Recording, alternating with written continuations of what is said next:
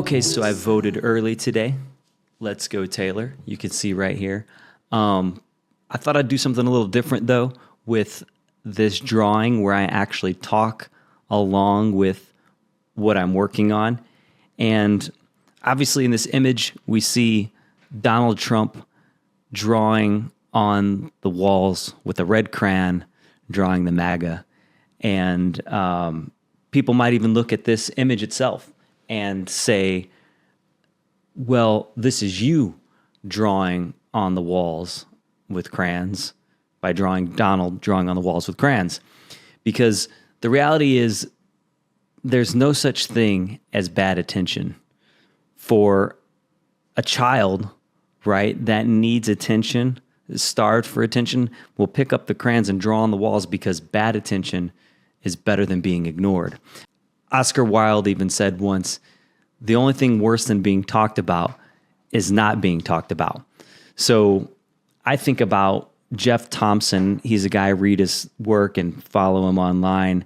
And he says, add just like me to any criticism that you have of another person, especially if they get you angry or upset. It's triggering something in you. So just add just like me to the end of the sentence.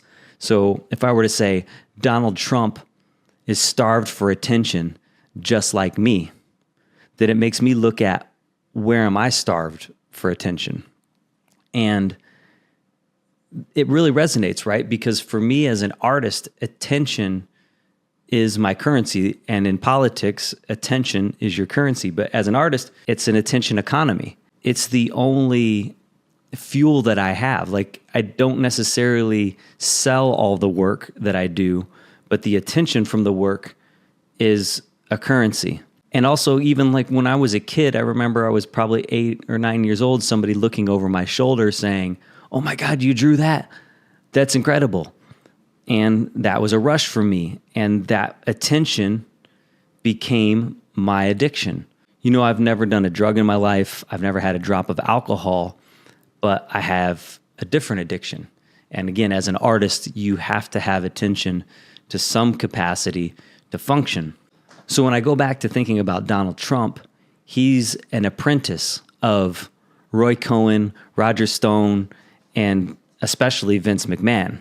Now, Vince knows how to hack attention. And a lot of times it's as the heel. It's as the bad guy. In wrestling, it's heel versus babyface. And you can get more pop, that's, attention and response from the crowd, as the bad guy, as the heel. You can get more attention that way a lot of times than you can as the good guy. When you look at it with Vince, it would be very much us versus them, good guy versus bad guy. I call it binaryism. There's even a Trump thing. I call it binaryism. It's something, I call it.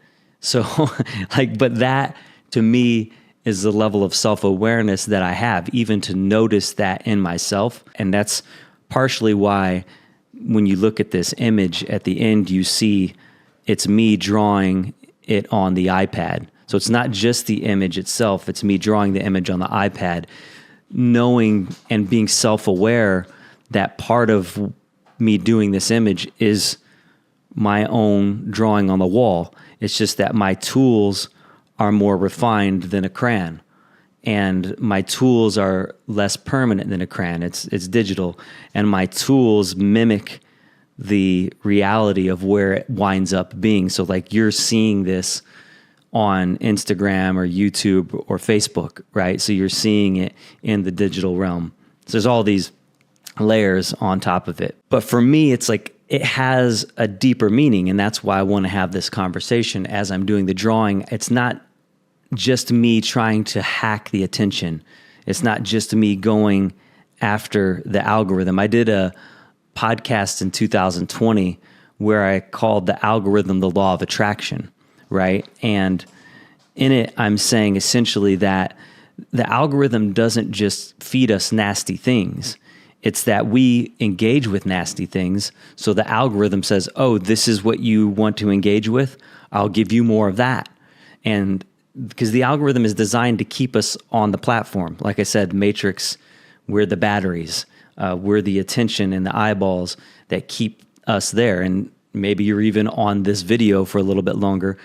That's battery, energy, attention on a platform, right? So when I'm doing this work, though, I have to make sure that it fits my authenticity and it fits my integrity. I won't just do things to hack the algorithm, because there's so many things that I could do to engage and get an audience so much faster, because I know the psychology of this binary state, but I refuse to just go left or right like that. For me, it's a vertical scale of moral and ethics that I'm trying to measure things against. So is it ascending to heights of consciousness, or is it descending to more primal tribalism?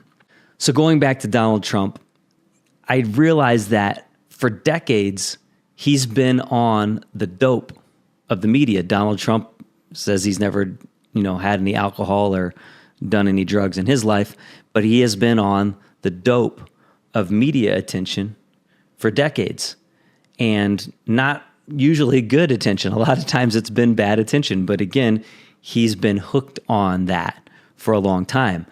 What is different now is that even though Donald Trump's insecurity is very much on the surface, and I know that people will say that's even divisive, but again, all of this stuff has been examined well before Donald Trump became specifically a political candidate. It's in psychology books. Donald Trump has been used as an example for decades. And look at him in Back to the Future as Biff Tannen. Like, the character is there. So the thing is that his insecurity and him drawing on the walls, people see him getting away with being insecure on the public stage. And they basically say, wait a second, I want to be able to get away with it too, because I'm not so secure in myself. But when I go online and I draw on the walls with crayons, when I write my MAGA out there, or even when I wear my shirt in public, and that's why I said about this, I could feel it. I could feel the dopamine hit of someone's looking at me and they're upset, right? And so there's a buzz. You get the red bubble, you get the comment, you get the attention. And that attention is dopamine. It's a hit that people are getting addicted to. So Donald Trump went from just being addicted to the dopamine of his attention to actually now being a dope dealer. And people are able to get on that Trump train of, oh, I'm going to upset someone with what I'm doing. I'm going to draw on the wall with crayons, because the only thing worse than being talked about is not being talked about.